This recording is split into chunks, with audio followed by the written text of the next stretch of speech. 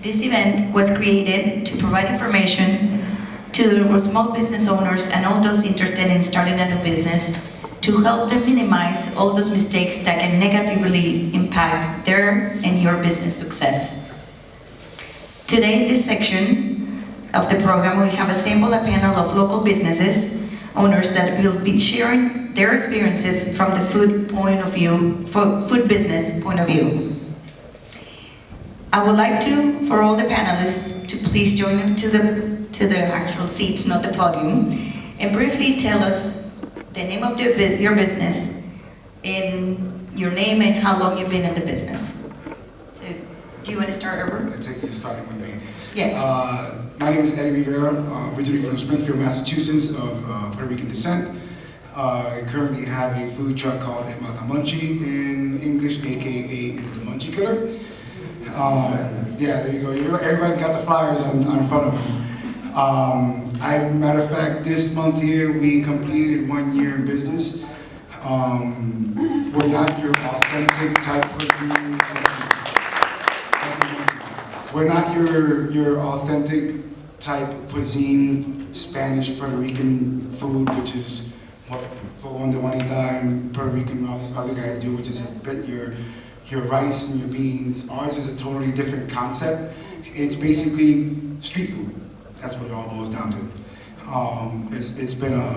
It's a company. It's been something with the food truck industry that's been blowing up for several years now. And we brought the Puerto Rican cuisine from the streets of Puerto Rico when I was there for 6 years. I brought that cuisine and that flavor from the streets of Puerto Rico to the streets of West Palm Beach, which a lot of Puerto Ricans in the Hispanics, period, Caribbeans, lack. We lack that here in West Palm Beach when it comes to Puerto Rican cuisine. And where are you located?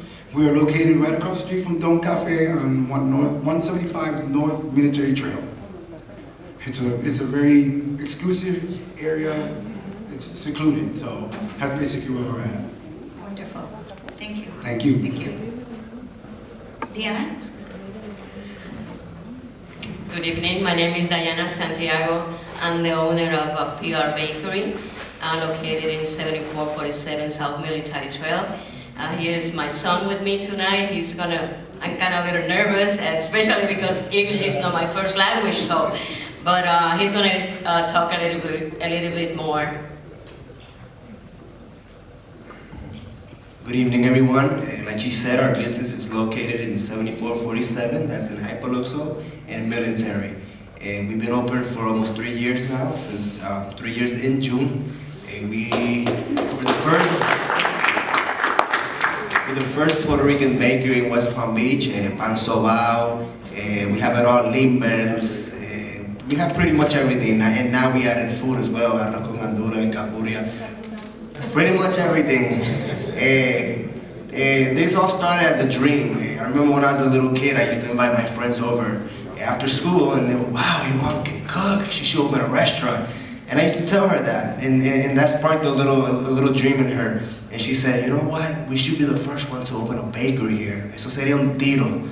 Y siempre, we always thought un tiro, but I used to work for Alpaca Ford for 10 years. She was working at a company in Boca Raton for 15 years. And we always wanted to do that, but since when we were employed, we were scared. The benefits, the vacation, that always, that fear. We don't know how's it gonna go, the risk, the money. Until we finally, we took a chance. We took a risk, and that really paid off. Thank you so much. Liz, would you tell us about your business? Good evening. I'm a little nervous. My name is Liz Franco, and my husband, Alice Kercado, we are the owners of El Dueños de Juanita. We are located at 2140 South Military Trail, between Puerto Lane and between Forest Hill and Puerto Lane on Military. We serve Puerto Rican street food. We don't normally serve like rice and beans, anything like that, only on special occasions. We serve bacalaitos, we serve capurrias, mofongos, carne frita, stuff like that, tripletas. Anybody hungry? This started also like them, you know, it was a dream. My mom's name was Juanita, that's why it's called Fogón de Juanita. Her dream was to open a food truck or a restaurant with me, her daughter, and she passed away, unfortunately. So my husband and I decided to, you know, still go on with the dream and do the food truck. And it's been a year now, in March. It's been a whole year now since we opened. Very grateful, you know, for the opportunities and go on. Yeah. Congratulations. And lastly, Max. Good evening, my name is Max Lucena, owner of La Cocinita Latina. My story is a little different. My store was started by another person, so another person started this dream. I took over, I brought my ideas from what I had learned in a restaurant I worked since I was 14 in Puerto Rico. And thank God, it's been a good journey. It's been challenging, but good. I'm located in 2480 South Congress Avenue. This is Congress Avenue between 10th and Forest Hill. We specialize in mofongo, rice and beans, arroz con gandules, and seafood in the weekends. We are a little different since we do Hispanic food Puerto Rican way. Mondays we are Mexican, Wednesdays we're Italian, Thursdays we're Chinese, Friday and Saturday we do seafood, and Tuesdays and Sunday we are hillbillies from Puerto Rico. That's a nice concept. What do you have tomorrow? You told me? Bacalao con vianda, carrucho con ensalada de pulpo. How long did you say you were in business? Okay, the business started like 5 years and a half ago. I've had it for 3 years and a half now. And you kept the name? as it was I before. did keep the name. It's a funny story. It's a funny story. It's written wrong, but it was cheaper to keep the S than to fix the C. I'm sure you get a lot of questions for that. So it's a good marketing tool too. Especially from Spanish teachers. Telling me I can spell. So I wanted to ask you guys, and maybe you can start as well. What motivated you to open your business? Were you working somewhere before that and you realized that what you wanted to do was open your own business? You wanted to be independent? What motivated? Got tired of my wife telling me to keep cooking at the house. So I gotta start cooking for everybody else.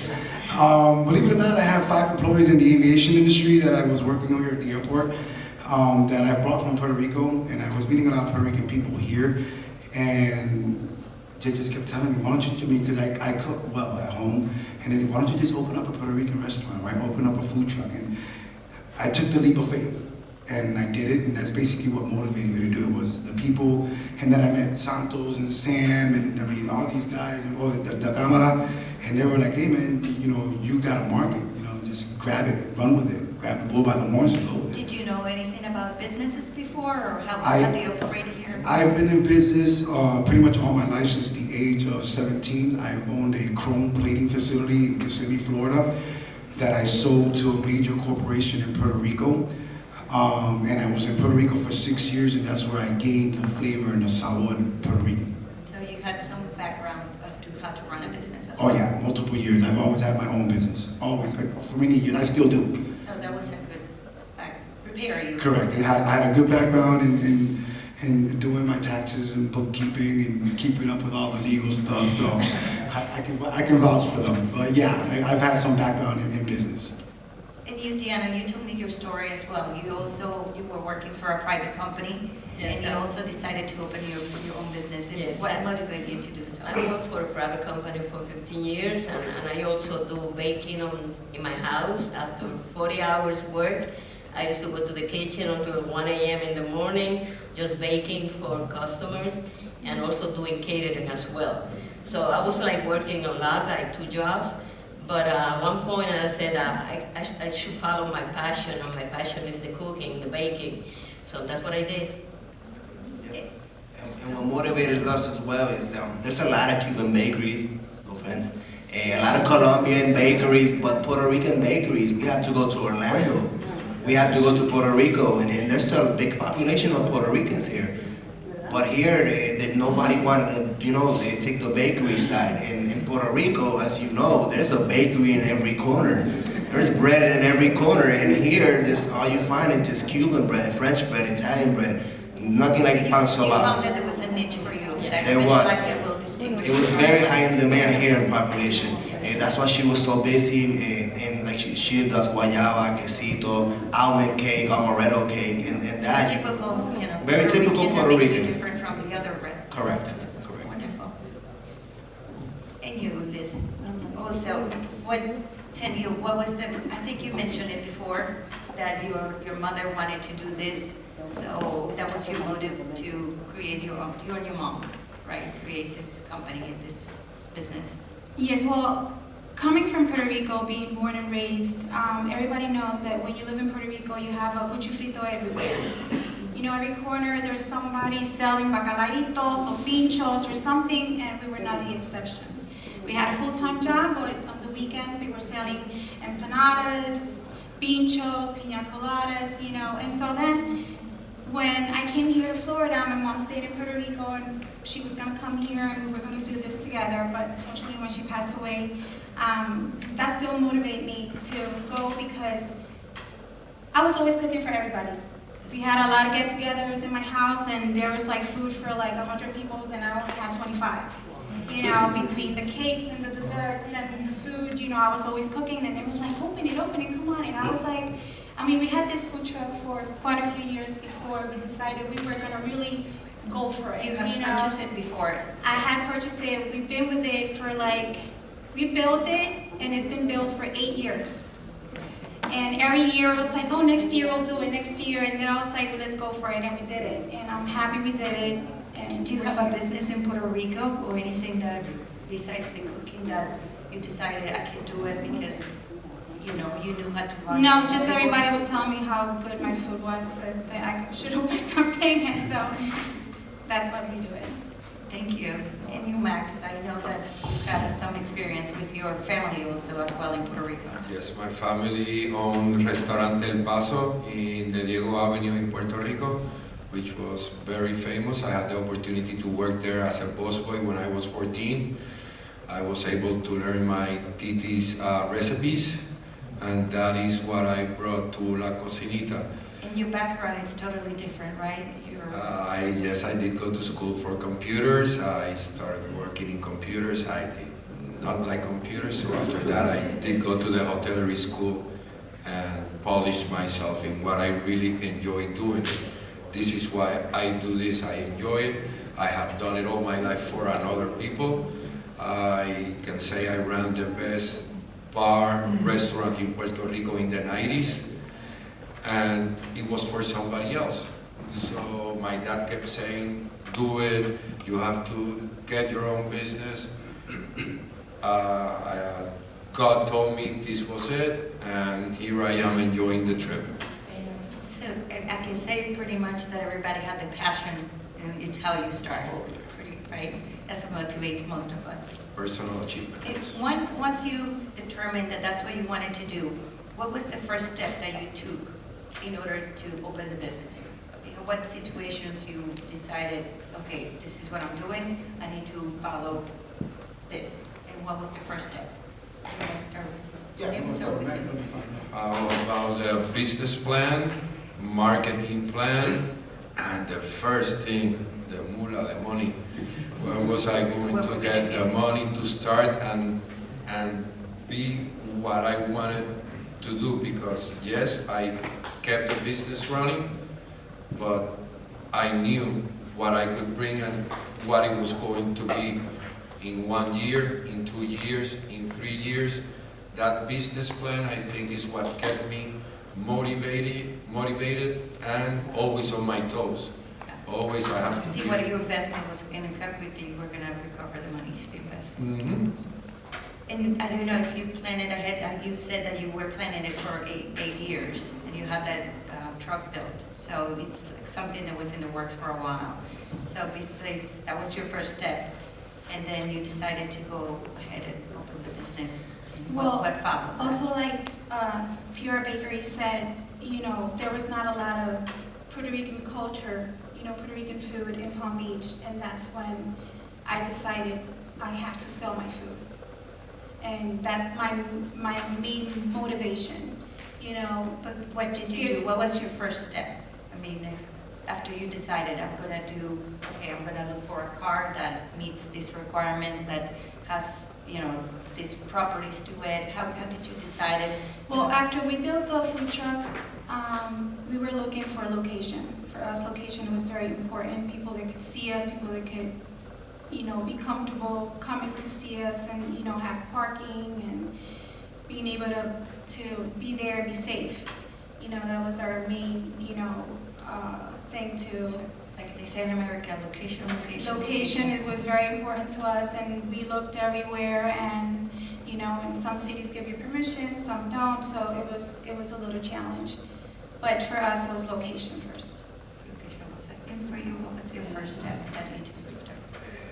Obviously, like Max said, the money. Before we had the dream, but we didn't have the money. We tried to get a loan, but we didn't have credit.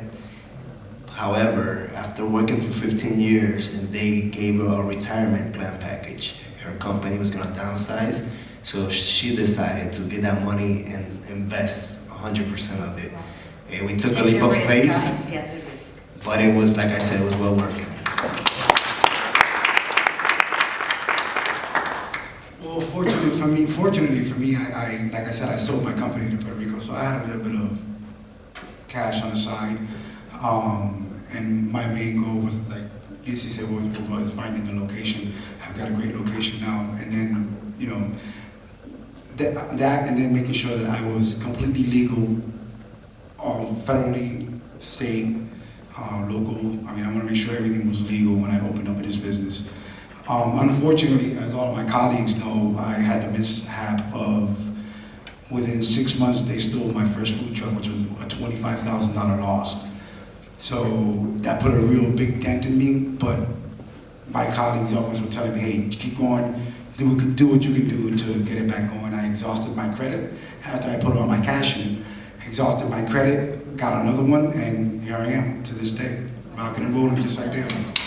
I know that there's, like you all said, you know, there's rules to follow. You want it to be within the law, that, you know, the state law, the local law.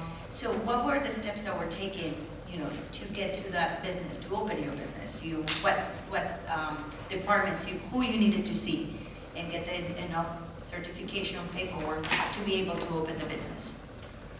Well, first of all, you have to start with the zoning department. For us food trucks, it's very, very difficult. Alex and I are having a major challenge right now. We cannot be open till after 11. We have to have our closed doors by 11. We can't have tables and chairs. We can't have music. We're pretty much, our hands are tied. Alex and I have spoken way too much about this, and we're trying to see what we can do to get to local government. Did you know this ahead of time when you visited? Okay. Yes, we did know this, because when you go to the zoning department, that's the first thing they tell you. So the zoning department is number one. Then you have to go through the agricultural. You got to make sure you get your USDA certifications, served. I mean, it's just, and then also your EIN. You got to make sure you get your EIN together. Your fictitious name, sales tax. I mean, it's just a lot of things that you have to pursue at the beginning that I made sure I had done before I even opened up the doors to get the food truck going. You have to handle the food? Yes, you got to get your food handler's permits as well. At the end of the day, you probably, with your permits and everything out the door, you're probably spending about approximately $800, you say, give or take, for the food truck industry. But then again, you got your hands tied, you know, on what you're limited to. Sure. So it's according, and I think pretty much I think they were all in different cities. Different cities work different ways. Correct. So different permits for. Correct. You got to go to your different cities. You got to get your occupational plus your city permit for both the state and as well as the city. As far as seating, if you sit, you need to provide certain things also. Like in your case, it's a food truck, but if you do put some seating, it's because they require maybe more No, we're not bathrooms allowed. or- We're not allowed to place any seating in whatsoever And is it because you don't have any facilities for your customers? I'm assuming that's what it is. I haven't gotten with the county on that, but you do have some food trucks out there which they can attest to that don't, That they are allowed? we abide by the law, but they just go nuts and do whatever they want. It's kind of one of the requisites or something. Correct. It's required, and it's on your permits and everything. That's basically one of the requirements. It's about 6 or 7 requirements that need to be done in order to have the food truck open. If not, you get fined. And that's what, we're here to make money. Sure. Not here to get fined. Yeah, how many little munchies you need to sell to pay a fine? Oh, tons. And for you, Diana, what did you have? Because you have an establishment, right? You have your own location, and what did you have to do to open the doors and say, here we are? Yeah, we went first tax collector in Lakewood, and we said we want to open a business, what we need. So they gave us like a big list, and they said, you need this, permission, you gotta go zoning, you gotta talk with the fire department, you gotta do inspection, this and that. So we just followed the rules. I guess in 1 month, we did it all. You took it, that was fast? Yes. Yeah, that in was 1 fast. month. And the place that you took over, had the facilities already? Yes. Or you needed to update them? It was a bakery before, so that was a big plus for us, especially because they already had a big hood, the place. Yeah. And the location wasn't great at the beginning because probably nobody can see us from the street, but at least it was like $20,000 with the hood equipment. With the hood, yeah. So other than that, I think it wasn't hard for us to open, right? It's not as bad as it sounds. It sounds bad, but it's very easy once you get them educated. It's just 3-4 requirements, and it's pretty easy. If we did it, you guys can do it. Sometimes, and that's what location has a lot to do with it, other than people being visible. It's also, if you find that a location already has the purposes that you were looking for. So, that's a big plus, because otherwise you'd have to start from scratch. But, same thing with you with the truck, and I'm assuming it's pretty much the same experiences, or you have something else too? No, it's pretty much everything is the same. Once you get educated, it's very easy. The first step is to get educated and see what you need to do. I thought it was going to be very difficult, but it's... So you find that when you go to the city to ask for permits, they do guide you as to what you need? Yes. They do, Absolutely. It makes it easier for you. Mhm. And you already found a place? I had the easiest of them all because I just had to transfer the name. I really had it very easy. In 10 days, the keys were mine already. I had a running restaurant. I took the keys on October 31st. On November 1st, I opened with my name already. So I didn't even close 1 day. The issues that you had to find, it's like making sure that people knew that it was under a new management? Yes, it was. Okay, everybody thinks always about location as where I am located. I think of location as a safe place with a parking space. Because once you know where that place is, it's word of mouth. People will drive anywhere as soon as they feel they are safe, and as soon as they know they will park and eat. So I think location, it's around other aspects. But you had mentioned, and this is when we talked about the reputation of the place before. That was your challenge, right? That was my greatest challenge. The place before used to serve one kind of food. I amplified the menu. I did things a little different, and it was a challenge. People were coming to find something, and I was there. So I had to introduce myself and tell them what was different and what I was bringing to the place. I know that you all talked about your, how did you decide to open the business, and once you had that business plan, and most of you, it's because that's what you knew how to do and that's what you wanted to do. Have you found that there's other things that you found later that you needed to do and you were not thinking of? You know, because in this, if you're the owner, I'm sure, and I can tell you from my own experience as well, that you have to wear so many hats. You're the cook, you are the the buyer, you do everything else that is related. How did that something the way impacted you? Do you feel like which part of the business you did not find that it was what you thought it would be? That was the challenge for me, because I never owned a restaurant or a food truck or anything of that sort. I was into more of a metal deterioration coating. So when I came into this, I was like, man, you know, this is really challenging because I have to be up to 2, 3 o'clock in the morning cutting meat for the next day. And I'm like, man, I gotta go to work at 5 in the morning. And I wasn't expecting this, you know? But it got to the point where within about 5-6 months, I got employees to help me out. And now I can worry about, okay, I give this employee this credit card and access to these, you know, Sam's or Restaurant Depot. And okay, you go buy this and go do this and, you know, get to the truck, cut this, do that, and I can alleviate myself a little bit from that. But the challenge I wasn't, you know, expecting because I never owned a restaurant. Everything I did was at home, you know, just, you know, happy wife, happy life, you know, just to make her happy, cook for her, and that was it. Now I'm cooking for hundreds of people on a weekly basis, on a weekend basis. But that was basically one of the challenges that I had was, you know, what I'm doing now, which is coming to the time management part of cooking, the processing, and all the seasoning and all that stuff. That's basically where I'm at. And part of it's, you know, like I mentioned before, you probably need to make sure that it's clean, that it's, you know, you get the right equipment or the right chemicals to clean or anything else that it's in. Extra sanitary. It's very complex, and you know, sometimes you think, okay, I'm gonna cook some, you know, a few. We call it fritangas in where I come from, but I know frituritas.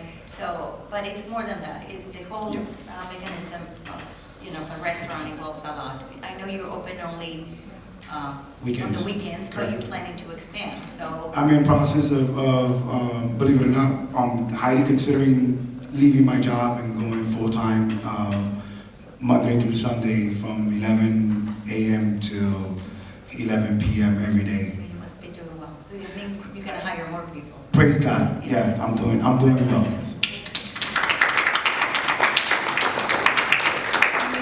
Diana, did you find anything different what you expected to find in the business?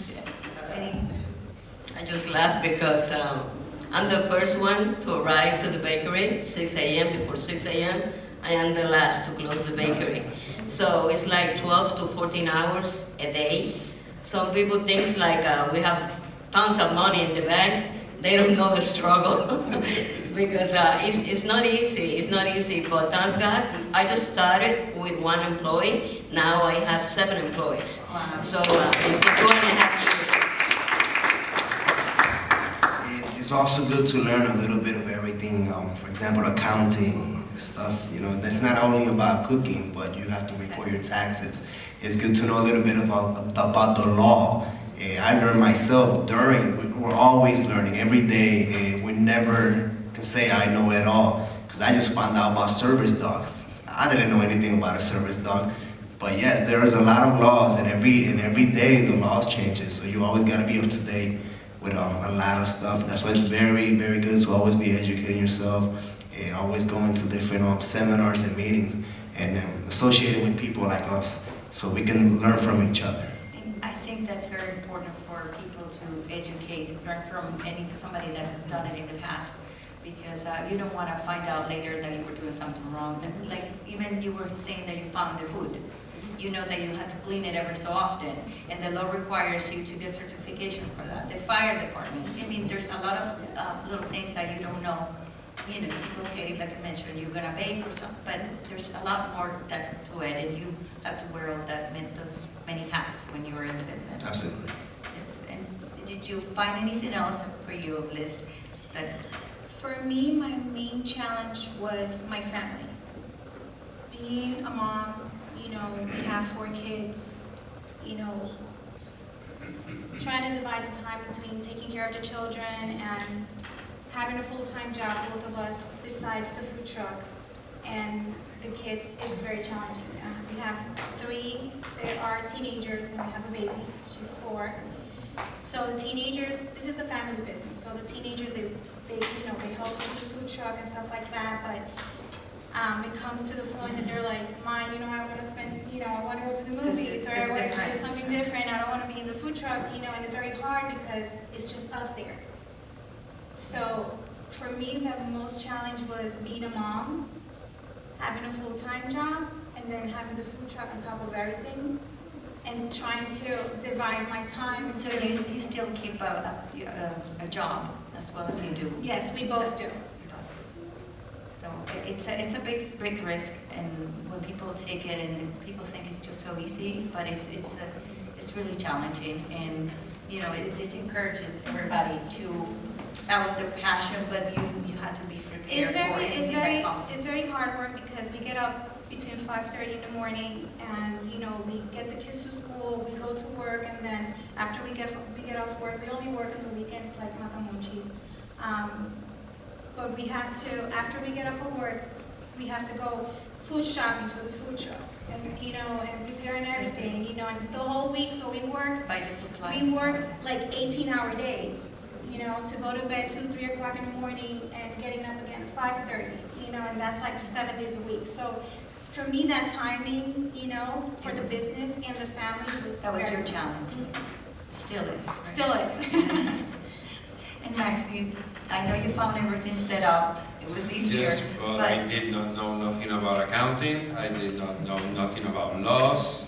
After you have 3 employees, you have to pay overtime or? No, after more than 3 employees, you have to pay the workers' compensation. I did not know that. I learned the hard way with the fine.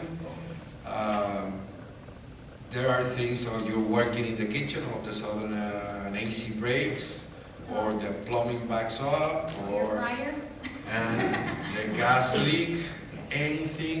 So the grease trap, at the or moment you have to stop everything, and you have to be multi-tasker and at least know people, good people that have experience that can help you. Like I said, I had run businesses before, but if an AC broke, I would just call the owner, hey, AC broke. He would take care of that. I would keep on running my business. This was your turn. But now I have to run the business, plus call the AC guy and make sure he comes. Because he will tell you I'll be there, and he won't. Especially if you have refrigeration. All your food is in the refrigerator, and you need to make sure that. And you that have the truck, do you have to have a commissary, somebody that helps you where you hold your foods? Because I know it's in a different situation for people that have a location. So their situation is that they have to have somebody that backs them up. Correct. And can you explain? Correct. We have to have a commissary. If you're going to open up a food truck, you have to have a commissary. That's basically where you put your dark water, you fill up your tanks with water, and you have to do any food preparations as well as that, oils, supplies. If it's dry supplies that doesn't need to be refrigerated, you can keep it in the truck. But if it's anything that has to do with meat or anything like that, I kind of run on the lucky side, because where I'm located, I actually have full power. I don't run off of generators, so my power and my refrigerator stay on 24/7. So that kind of helps me out a little bit. And same thing with you. You have to have somebody that holds you go and empty your oil tanks, and that's part of the law as well. Yes.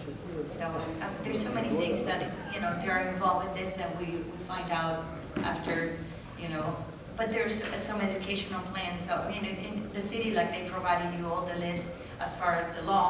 It's good, but there's a lot of things that we encounter later in actually working with it. And I know as we talk as many hats that we have to wear, marketing, it's a big item. Nowadays we have the social media that helps us out, and it's the least expensive, but the word of mouth, like everybody was saying. So what's your formula to keep your customers coming? Look at your table. How many of you see this? Flyers. So I've been in marketing and sales all my life. I've done it all my life. And I'm a jabberjaw. I like to talk to people. I love to meet people. I meet people every day. And I market myself as soon as I came in. I just start talking to everybody. That's basically what it is. Relations. Public relations. I go to Presidente to buy plátanos, and I got a stack of these. And you know why I got a stack of these? Because they see a whole cart full of plátanos, and they see a whole cart full of bread. Oh yeah, what do you do? That's it. That's basically the way I love to talk to people. I market myself. And how do you keep your customers coming? Because I don't. They keep themselves coming, basically. And the main thing when you have a business, especially with sales, the first thing you need to sell, and I don't really do the cooking anymore in my truck. I don't really do any of the preparations. I've got a couple employees that do that. The first thing you need to do when you have a business, I don't care what it is. It could be food, it could be insurance, it could be law.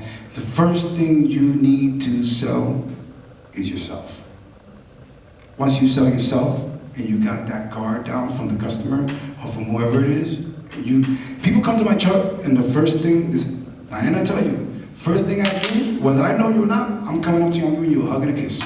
How you doing? How was your day? I don't care about the food, I don't care about nothing. How was your day? How's your kids? How's the family? How's your family in Puerto Rico? Because everybody's going through a disaster still over there with Maria. And you build that conversation, and those people start to love you. You can look at all my reviews on Yelp, all my reviews on Facebook. The first thing that everybody says, the owner will sit there. Actually, I did, and that was one of the comments from your customers. Exactly. I would sit there at a table with my customers, kick back, and talk to them while they're eating. That's a wonderful strategy. That's the only way you're going to build a relationship with customers. And you guys? We treat them like family. That's key. That's key. Second, Facebook. That's our best advertising. Who does not have Facebook? It's 1 or 2% of you guys. Everyone's on their phone these days. We throw commercials. Every 2-3 hours, I have mom throwing picture of a chuleta, of a capuria, People get hungry, people have to eat. So that's a commercial. And people, every 2 minutes, someone's looking at their phone. So every time they go on Instagram, Facebook, any social media, they see a picture and they recommend. Not only that, word of mouth is the best. And nowadays, with Facebook, they tag you.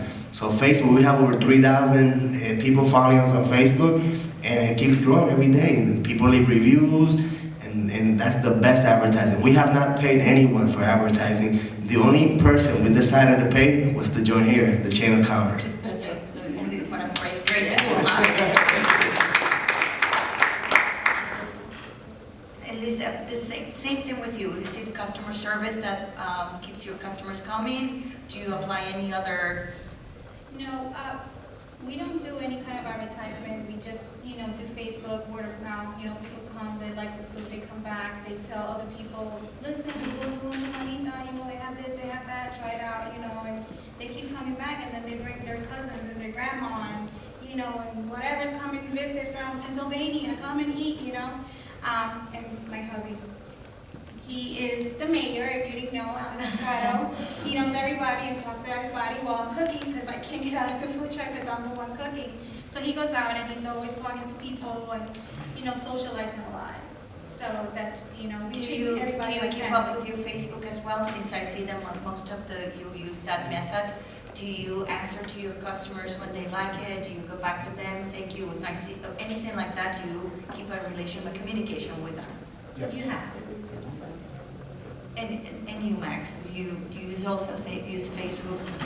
Yes, I would say that quality, quantity, always being the same. People expect Consistency. the same every time. If you give 2 pork chops, 1 center cut and 1 end, always do it like that, because when they get 2 ends, they are going to notice. They are used to that. If it's 6, 16, 20 shrimp, use that. Use always the same weight, so they find the same food, the same flavor. It's all about recipes in the food industry. It's all about being the same, so people will say, hey, you can go. Oh, I tried this. Okay, I tried, oh, it was just like you described it. So consistency in your daily. I would say consistency, and my marketing tool, when I first started, I tried TV, I tried radio, I tried in the churches, and the best thing that worked for me was a red Camaro that looks like Dean McQueen. Everybody takes pictures of it, it has worked wonders. Really, people even at schools, I go to schools and they show me on Instagram, look, they took a picture of your car. So I would say that the car has been my marketing tool number one since I opened. You have to do a lot of driving around, huh?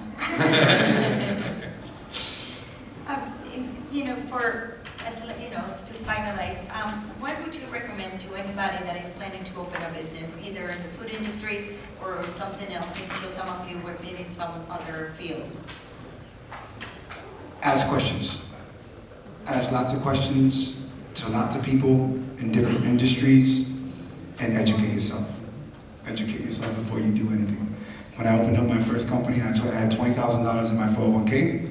My wife had 19. I pulled it out, and we started off with a small business, probably the size of that bathroom you got back there, and we ended up with a 3,000 square foot building making over $1.2 million a year.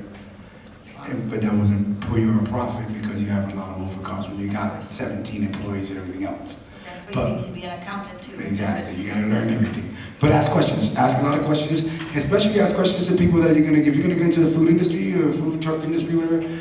If you're thinking about getting into the food truck industry, feel free to come to me. I'm sure for Juanita, I wouldn't have a problem going, hey, what do you guys do? What can we, I have no problem helping anyone prosper in any way, shape, or form. So just ask questions. Getting forward. And would that work for everybody else, or would anybody else have any other? Educate yourself, follow your dreams. Yeah, just Follow do your dreams, passion. don't give up. There are going to be challenges, there are going to be rocks, there are going to be holes.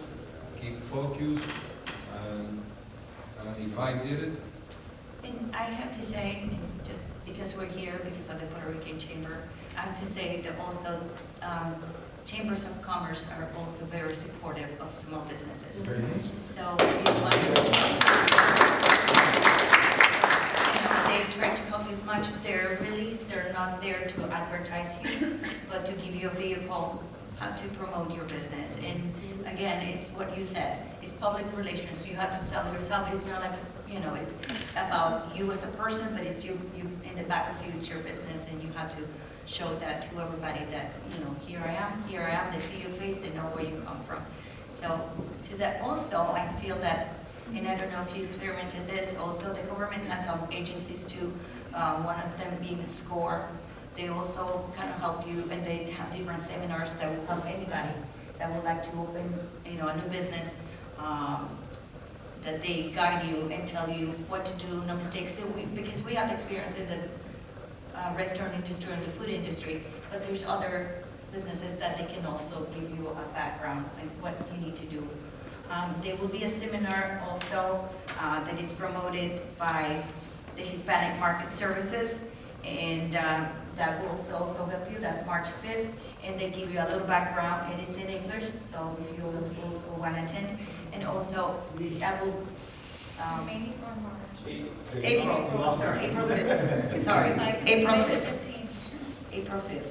So that would be something, and always, as I said before, the Puerto Rican Chamber, it's an amazing tool. I've been with them for, I don't know, maybe 12 years. Freddie, where are you? For 12 years. And to me, it has been an amazing vehicle. And if you want to open your business, you find support either from the members or from our regular members that we can interact and help each other. So I want to thank you guys again for being here. One more last thing. Yes. She's 56 years old and she's a woman. Most people believe at a certain age, oh, I've already passed my 30s, my 40s, too. She did it. She's 56 and she's a woman. You guys can do it as well, because most women think, oh no, I can't do it because I'm a woman.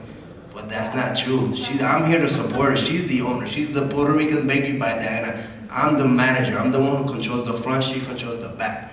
So I just want to let you know it's never too late, and it does not matter if you're a man or a woman, you can do this. I just want to add something.